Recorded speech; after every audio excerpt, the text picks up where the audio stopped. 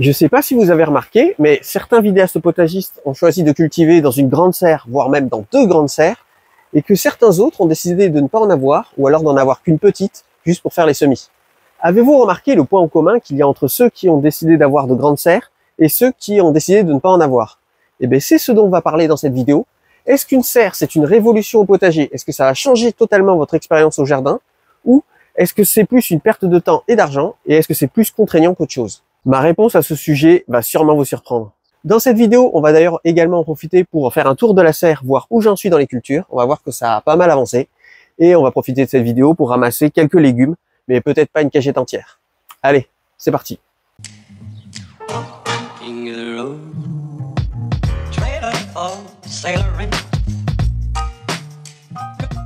En ce moment, je laisse minimum une porte ouverte en permanence, et souvent les deux, parce qu'avec les fortes températures qu'on a eues ces derniers jours, les températures à l'intérieur de la serre augmentent énormément. Les cultures à l'intérieur avancent tranquillement, mais j'ai quand même eu pas mal de pertes à cause d'un ravageur que j'ai du mal à identifier. Donc on va voir tout ça en détail. Tous mes plants de melon à l'intérieur de la serre, sauf un, sont morts à cause de ce fameux ravageur. Je ne sais pas du tout à quoi j'ai affaire. En fait, le ravageur, il mange uniquement la base des pieds. Il mange uniquement la base ici, et après je retrouve le pied par terre mort. Et il ne m'a pas mangé que les melons, il m'a également mangé quelques concombres, comme celui-ci et celui-là, que j'ai instantanément remplacé avec les semis de secours, et également quelques piments rainbow. Voilà, là-bas. Et franchement, je ne sais pas du tout ce que c'est. C'est pas la première fois que ça m'arrive, ça m'était déjà arrivé l'année dernière. Ce n'est pas des limaces, parce que je vérifie tous les soirs, voir si je n'en vois pas. Et j'ai mis des granules anti-limaces qui n'ont pas été toutes consommées. Donc franchement, je ne vois pas du tout ce que ça peut bien être. Je pense que c'est une bête qui est cachée sous le paillage. Et là, c'est difficile à savoir quoi. Franchement, il faudrait que dès que je vois une nouvelle perte, que je creuse pour voir si je vois pas quelque chose à l'intérieur. Donc la stratégie que je vais faire, c'est que je vais laisser mes semis de melon, les semis de secours pousser un maximum. Et après, à ce moment-là, je les planterai quand ils auront pris une bonne taille. Donc ça devrait normalement limiter les attaques. Mais c'est vraiment très contraignant. En plus, le ravageur, il attaque également certains plants qui sont en hauteur. Bon, ceux-là, ils sont vraiment au ras du sol, mais j'ai certains plants ici qui sont en hauteur et qui se font quand même attaquer. Vous voyez, comme les choux là. Lui, on voit qu'il y a une trace un peu de morsure, et c'est souvent, c'est les mêmes traces que je retrouve, en fait, sur les pieds qui sont fait détruire. C'est vraiment de la même façon qu'il procède. Il procède vraiment en mangeant que le pied. Et pourtant, ici, ces semis, ils sont vraiment en hauteur. Et je vérifie tout le temps, voir si je ne vois rien. Et à part des fois quelques petits papillons de nuit, je ne vois rien. Donc je ne sais pas du tout à quoi j'ai affaire. Donc là, c'est mystère et boule de gomme.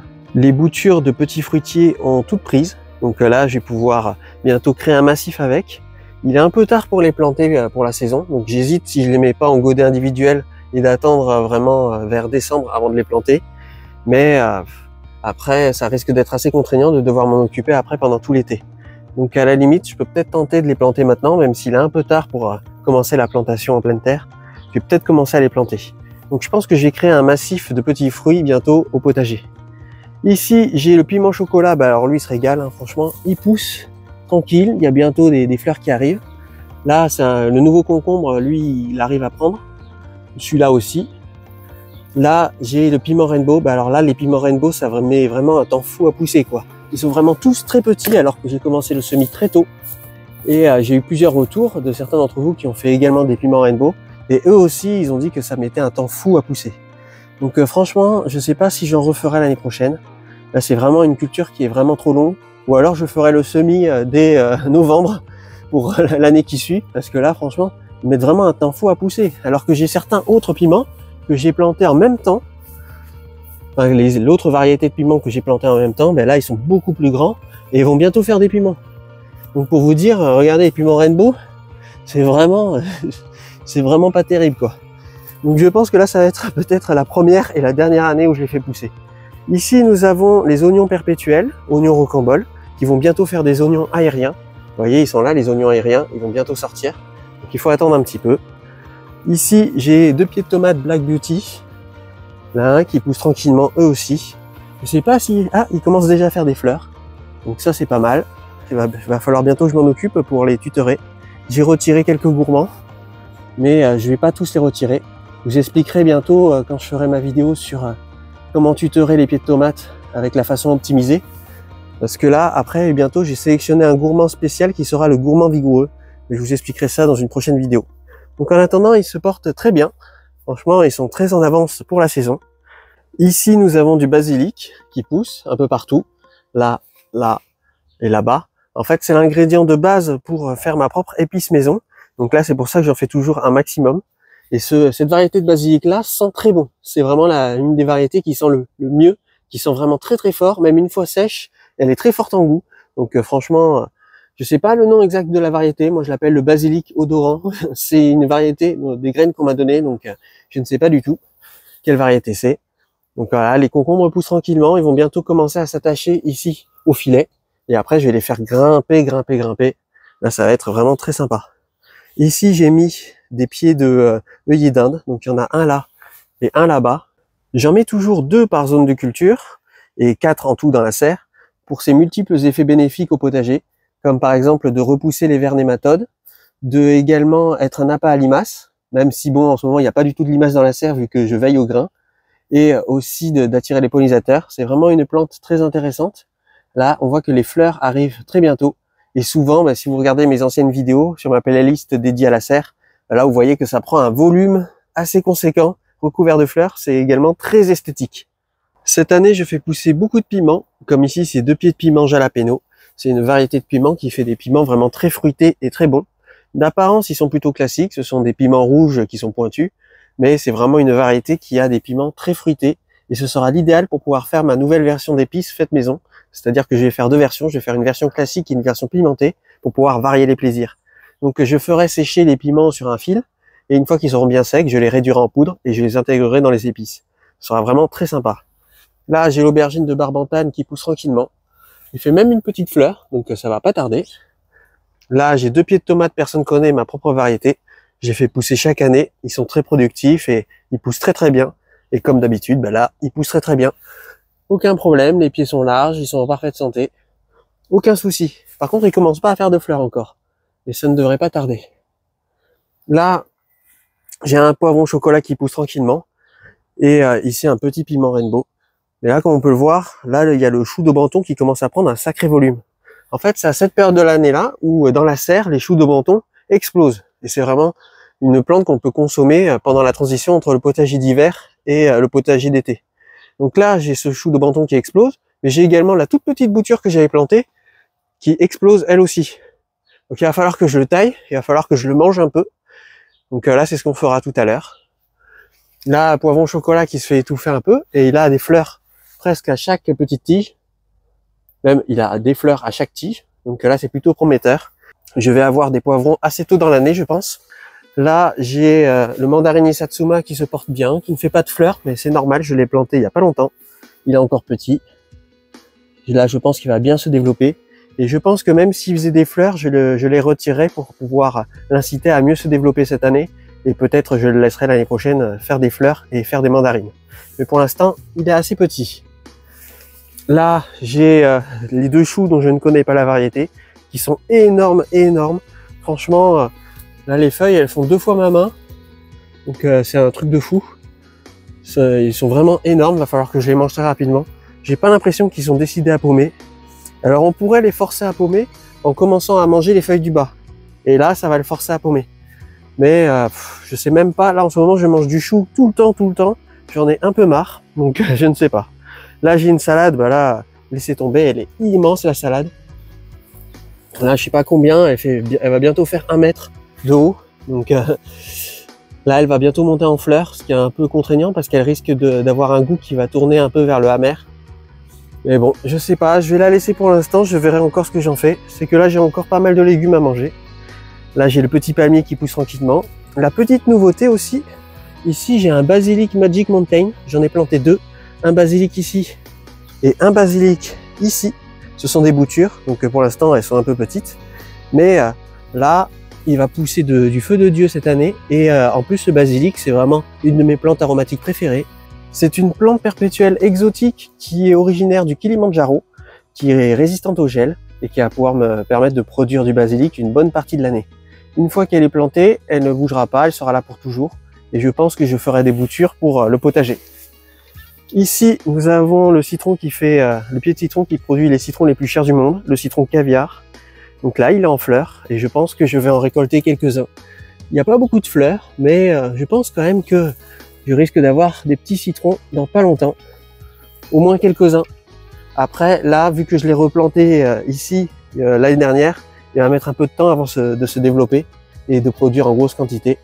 Mais en tout cas, il a l'air de bien s'y plaire. Il est en fleurs. Et là, en ce moment, dans la serre, il y a une délicieuse odeur de fleurs d'agrumes parce que tous les agrumes, sauf le mandarinier Satsuma, sont en fleurs. Vous voyez, lui aussi, il a fait des fleurs. Là, avec des petits citrons qui arrivent. Et lui aussi, regardez, lui, il est couvert de fleurs et ça sent une très bonne odeur dans la serre, c'est vraiment très agréable. Donc là, ici, nous avons le citron classique qui pousse tranquillement. Ici, nous avons la bouture du basilic du Kilimanjaro, Basilic Magic Mountain. Voilà, qui se porte bien, qui pousse tranquillement. Là, nous avons mes différents semis qu'on verra dans l'épisode spécial du calendrier des semis où on fera un suivi de tous mes semis. Là, il y a certains semis qui commencent à végéter parce que ça fait longtemps qu'ils sont dans des pots. Mais en fait, je les garde en tant que plan de secours pour l'instant et aussi pour pouvoir boucher quelques trous au potager. J'ai un peu de tout, mais on verra tout ça en détail dans la prochaine vidéo. Ici, nous avons le chou de Banton, voilà, qui pousse énormément, qui est en train d'exploser. Il va falloir que je ratiboise un petit peu. Là, j'ai un poivron au chocolat qui est très en avance pour la saison, avec déjà des fleurs qui sont très développées. Donc, je pense que je vais récolter des poivrons dans pas longtemps. Là, nous avons les œillets d'Inde de cette zone de culture, les deux œillets d'Inde, un là et un là-bas. Ici, nous avons 2 pieds de tomates indigo rose qui poussent tranquillement. Pour l'instant, il n'y a pas encore de fleurs, mais ça ne devrait pas tarder. Là, nous avons les pieds de concombre. Donc voilà, il y en a 3 qui sont là et que je vais faire pousser ici sur le filet. Nous avons toujours le basilic. Ça, c'est le pied de piment rainbow qui a le plus poussé, le plus développé. Voilà, comme on peut voir, c'est vraiment long comme culture. Il est vraiment tout petit. Et c'est le plus développé que j'ai actuellement. Là, nous avons un pied d'aubergine qui a fait une fleur. Voilà. Donc, les aubergines, c'est pour dans pas très longtemps. Là, nous avons les piments rainbow qui sont vraiment tout petits. C'est vraiment une culture très longue à se développer. Ils sont vraiment tout petits. Là, nous avons du basilic. Là, nous avons 2 pieds de tomates Bosque Blue. Ce sont les pieds de tomates les plus développés à l'heure actuelle dans la serre. Ils ont déjà des fleurs et même beaucoup de fleurs. Donc, je pense que ça va être les premières tomates que je vais récolter. Ce sont des tomates de couleur bleue. Ça va être assez drôle à récolter, je pense. Et après, là, nous avons toujours les oignons perpétuels, les oignons rocambole, qui vont bientôt faire des oignons aériens, qui poussent en l'air. En fait, vous voyez, à part quelques pertes, je suis plutôt en avance dans la saison. Il faudrait que je regarde quelle différence il y a par rapport à la saison dernière. Regardez mes anciennes vidéos, regardez ma playlist spéciale sur le suivi de la serre. Comme ça, je pourrais voir s'il y a une différence. J'ai fini de récolter. Lui, je l'ai bien débroussaillé pour laisser de la place aux autres cultures. Et lui également. Et j'ai laissé ce qui était moche au sol pour nourrir la vie du sol. Mais là, ça me fait une petite cagette de choux. Au moins quelques repas. Ça fait quand même une grosse quantité. Mais là, je vous avoue, j'en ai un peu marre là de manger du chou. Là, c'est la période où la seule chose fraîche que je mange, qui sort du potager, c'est du chou. Et un peu de mesclun et de salade. Heureusement, j'ai encore des tomates qui sont au congélateur et des haricots violets. Là, j'en ai marre du chou. Je sais pas si vous avez remarqué, mais j'ai certains concombres qui ont des feuilles un peu décolorées. Alors quand ça fait ça c'est souvent le fait d'une carence. Voire la plupart du temps, c'est une carence. Quand on voit que la feuille est jaune mais que les nervures restent vertes, alors ça ne peut pas être une carence à cause du manque de nutriments dans le sol. Parce que vu comment je l'ai enrichi, ça m'étonnerait. Il est fort probable que ce soit une carence qui est due au froid. En fait, à partir du moment où un légume a froid, il a des fois du mal à synthétiser des vitamines. Et c'est pour ça que, vous voyez, ça donne cet aspect-là. Alors que pourtant, là, le sol, il est bien enrichi. Hein. Je l'ai contrôlé, j'ai mis du compost, du fumier de cheval, j'ai mis plein de choses. Et là, voilà, ça c'est sûrement dû au froid. Les températures la nuit sont encore un peu fraîches. Mais ce n'est pas grave, ça va juste légèrement retarder leur croissance. Et c'est pas tous le cas. Lui, ça va encore. Et lui, il a rien du tout. Il a juste, vous voyez, une feuille brûlée là. Mais ça, c'est à cause des problèmes d'éclairage que j'avais eu lors des semis, avec les lampes artificielles. Et là, les autres concombres, c'est pareil. Lui, ça va. Lui, ça va. Lui, ça va. Mais lui, vous voyez, il y a un petit problème au niveau de la feuille. Alors, il faut savoir que dans une serre, les côtés de la serre, c'est les zones qui sont les plus fraîches. En fait, c'est là vraiment où il y fait le plus froid dans une serre, et c'est au centre où il y fait le plus chaud. C'est pour ça que la nuit, quand il y a des températures vraiment très fraîches, les plantes qui supportent le moins bien, c'est souvent ceux qui sont le long contre la serre. Mais ça va juste faire un léger retard, ils vont très vite se rattraper. Alors, venons au sujet du jour. Est-ce qu'une serre, ça vaut le coup ou non? Et après, on ira voir les résultats des balises météorologiques. Alors, il faut savoir que dans une serre, on produit en moyenne 2 fois plus de légumes sur une même surface cultivée en extérieur. On peut planter dedans plus tôt et on récolte jusqu'à plus tard. Après, il faut savoir aussi que les légumes feuilles produisent généralement 2 fois plus parce qu'ils ont vraiment des conditions qui sont vraiment idéales. Vous voyez, les légumes feuilles ont des feuilles plus larges et plus développées dans une serre que dans un potager classique. De savoir ça, ça peut donner envie, de savoir qu'on réussit mieux les tomates, les aubergines, les piments, les concombres dans une serre que dans un potager, malgré des conditions climatiques qui peuvent parfois être difficiles. Mais dans une serre, il y a de nombreux inconvénients, comme par exemple le fait qu'il n'y pleut pas, donc ça demande une grosse consommation en eau. Il faut arroser tout le temps, il faut arroser même en hiver, donc ça c'est plutôt contraignant. Et également, il faut savoir que dans une serre, c'est très difficile de gérer l'humidité et la chaleur. Parce que par exemple, là, vous voyez, les pieds de tomates, ils sont plus sujets à attraper des maladies cryptogamiques telles que le mildiou, contrairement à des pieds de tomates qui sont en extérieur et qui, eux, sont souvent aérés par les brises qu'il peut y avoir. À partir du moment où les températures extérieures dépassent les 30 degrés, dans une serre bien exposée, il peut faire rapidement 40, voire même 45, voire même 50, ce qui peut générer un gros stress au niveau des plantes. Et en plus, ça favorise l'évaporation et l'évapotranspiration, donc il faut encore plus arroser, et là, c'est vraiment très contraignant. Et ça, c'est même si vous avez les portes grandes ouvertes, ou que vous avez un filet d'ombrage par-dessus la serre. En fait, c'est très difficile de gérer la chaleur à l'intérieur. Il y a également le prix qui est très élevé, surtout pour des serres semi-professionnelles où ça met beaucoup de temps à les rentabiliser. Et oubliez directement les serres bon marché qu'on voit parfois, les serres avec la bâche blanche ou la bâche verte. Ça, ces serres-là ne tiennent vraiment pas. Au moindre coup de vent, elles se font déglinguer. Ou alors, c'est carrément la bâche qui se transforme en paillettes de plastique. J'avais d'ailleurs fait une vidéo à ce sujet et je comprends pas qu'il n'y ait pas plus de vidéastes qui dénoncent le fait que ces serres-là, en fait, c'est vraiment de la de chez Demer. En fait, on observera que généralement, les vidéastes potagers qui sont dans la moitié nord de la France ont tous des serres et que ceux dans la partie sud, à part ceux qui vivent en altitude, eh bien, eux n'en ont pas, ou alors que des petites, mais juste pour pouvoir faire ses semis. Votre situation géographique est décisif dans le choix de prendre une serre ou non. Si vous faites partie de la moitié sud de la France, je vous conseillerais de ne pas en prendre, c'est plus contraignant qu'autre chose, sauf si bien sûr vous habitez en altitude, mais sinon une simple petite serre comme ça à semis suffit. Vous pouvez prendre une plus grande serre à semis, et par contre la bâche, il faudra la ranger à mi-saison, c'est-à-dire avant la fin du printemps. Là, il faudra la ranger pour éviter que la bâche se détériore avec les rayonnements ultraviolets et que vous vous retrouvez avec plein de paillettes de plastique partout chez vous. Alors que si vous habitez dans la moitié nord, là, ça peut commencer à devenir intéressant.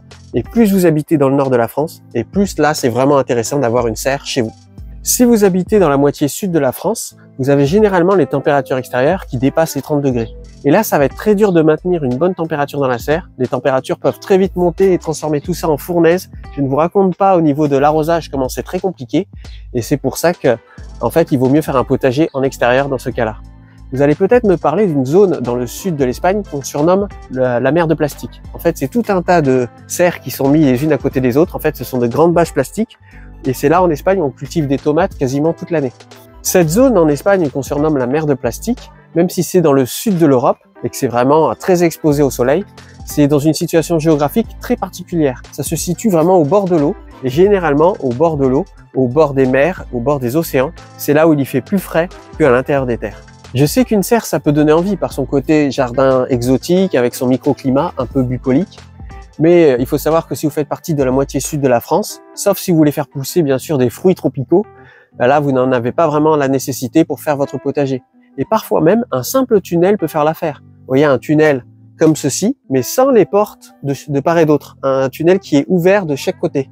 Et là, vous pouvez avoir potentiellement de très bons résultats, et parfois même des résultats supérieurs à quelqu'un qui aurait une serre de jardin chez lui. Pour appuyer mes propos, je vais vous montrer les résultats mesurés par la balise météorologique qui se situe à l'intérieur de la serre. Et vous allez voir que même avec les deux portes grandes ouvertes en permanence, eh bien, les températures à l'intérieur peuvent monter au-delà de 40 degrés. Voici les données de la semaine qui ont été collectées par la balise météorologique qui se situe à l'intérieur de la serre. Et comme on peut le voir, il y a eu 3 jours où il a fait très chaud, il a fait plus de 40 degrés, il a fait 40,6 degrés, ce qui est énorme.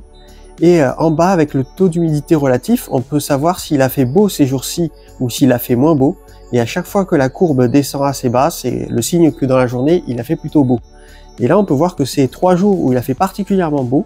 Il va falloir très rapidement que je commence à mettre en place des systèmes. Je pense à des filets d'ombrage, au moins un filet d'ombrage autour de la serre pour pouvoir la protéger contre les rayonnements du soleil. Parce que là, les températures commencent à monter vraiment très fortement. J'ai peur que ça ait un impact négatif sur les plants de légumes. On peut aussi voir sur ce graphique la température minimum de la semaine. Et on peut voir que c'est autour des 6,3 degrés. Ce qui va encore, mais c'est un peu limite. En fait, il faut savoir que quand ça descend en dessous des 7 degrés, ça peut provoquer du stress qui fait un retard de croissance général sur tous les plants des légumes d'été. Donc là, ça risque de générer un tout petit peu de stress, mais ça va encore, ça pourrait être bien pire. Et en vrai, je m'en sors assez bien. Ici, nous avons les données mensuelles et on voit que les températures les plus basses étaient autour des 5,4 degrés et c'était autour du 1er avril. Donc en vrai, ça va largement. J'ai envie de dire, l'important c'est que les plantes ne gèlent pas, c'est le plus important parce que sinon il y a des pertes. Mais là, il n'y a aucune perte et puis dans le pire des cas, il y a un petit retard de croissance. Et on peut voir aussi que les températures les plus chaudes, c'est arrivé vraiment dernièrement. C'est vraiment ces derniers jours où il a fait très chaud. En bas, sur le graphique d'humidité relatif, on peut voir qu'il y a eu un petit bug pendant la période vers la fin mars. Alors ça, c'est moi qui ai fait des tests en mettant la balise météorologique dans une mini serre sous la grande serre pour pouvoir vérifier si c'était totalement hors gel de ce côté-là et pour pouvoir après mettre tous mes plants et tous mes semis à l'intérieur. Et c'était le cas, le test a été concluant, c'était vraiment totalement hors gel. Après j'ai comparé ces relevés par rapport aux relevés qui sont faits par la balise météorologique qu'il y a au potager. Et là j'ai vraiment vu une très grande différence, donc là les tests étaient très concluants et c'est pour ça que j'ai mis tous mes plants et tous mes semis à l'intérieur de la grande serre. Passons à un sujet très important, l'arrosage. Alors malheureusement, j'ai été obligé de désactiver mon système d'arrosage automatique car dans ma région, je suis déficitaire en matière de pluie, ce qui fait que mes cuves sont quasiment vides. Je vais vous les montrer tout à l'heure. Je suis tellement déficitaire en matière de pluie dans ma région que mon bassin, le niveau a commencé à pas mal descendre et j'ai été obligé de le re-remplir pour le remettre à niveau avec l'eau des cuves. Donc autant vous dire que c'est assez compliqué. Alors j'ai désactivé temporairement le système d'arrosage automatique et là pour économiser l'eau, j'arrose à l'arrosoir. Et j'espère que les cuves vont se remplir d'ici là. Mais malheureusement, je pense que je suis assez mal parti. Surtout que le problème, c'est que j'ai installé le système d'arrosage trop tard dans la saison. J'aurais dû l'installer beaucoup plus tôt pour pouvoir économiser l'eau qui est tombée cet hiver. Sachant que j'ai dû vidanger entièrement les cuves pour les nettoyer et après je les ai rehaussées avec les parpaings. Donc les cuves étaient vides il n'y a pas si longtemps que ça. Donc ça va être assez compliqué de pouvoir m'en sortir au niveau de l'eau de pluie. Alors dans le pire des cas, ce que je compte faire, c'est que je vais être obligé peut-être malheureusement de re-remplir les cuves mais avec l'eau du réseau pour pouvoir après réutiliser le système d'arrosage automatique. Je préfère faire ça que de connecter l'arrosage automatique directement à une sortie d'eau parce que si jamais je pars pendant une semaine et qu'il y a la moindre fuite, ça risque d'être assez catastrophique. C'est beaucoup plus sécuritaire en fait de remplir les cuves avec l'eau du réseau et après d'utiliser l'eau des cuves pour pouvoir utiliser l'arrosage automatique. Voilà où j'en suis au niveau des cuves. Le niveau est vraiment très bas, très bas. Il se situe ici pour celle-là et ici pour celle-là. Donc autant vous dire que c'est assez compliqué. Alors j'ai fermé cette cuve, ce qui fait que ça désactive le système d'arrosage automatique. Mais ouais, je sais pas comment je vais faire pour m'en sortir pour cette saison. Là, malheureusement, je n'ai pas assez d'eau. J'espère que dans les prochains jours, il y ait des grosses pluies pour pouvoir re-remplir un peu les cuves pour que je puisse pas trop utiliser l'eau du réseau. Il ne me reste plus qu'à faire la danse de la pluie en espérant que les perturbations de mai et les orages d'été re-remplissent les cuves entièrement, même si j'ai peu d'espoir. Et bien sûr, je vous tiendrai au courant. Merci énormément aux membres de la communauté qui permettent la survie de la chaîne en me soutenant financièrement, soit via le Tipeee, soit en cliquant sur le bouton rejoindre de la chaîne. Bien entendu, si vous mourrez d'envie d'avoir une serre, même si vous habitez dans le sud de la France, allez-y, faites-vous plaisir. Et je vous dis à la prochaine. Allez, salut!